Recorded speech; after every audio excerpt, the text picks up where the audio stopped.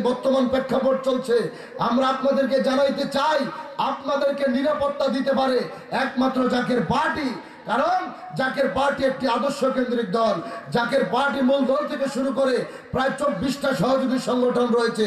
প্রান্তিক জনগোষ্ঠীর কাছে আমাদের যে শক্তি আছে, আমরা বিশ্বাস করি অন্য কোনো রাজনৈতিক দলের সেই শক্তি নাই।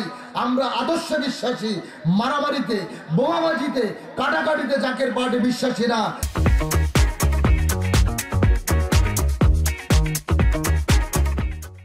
তাই আজকে জাকের পার্টি তালাবা ফান্ড এই গাজীপুর জেলা এবং মহানগর তালাবা সম্মেলনের মাধ্যমে আমরা আপনাদেরকে দাওয়াত দিয়ে গেলাম।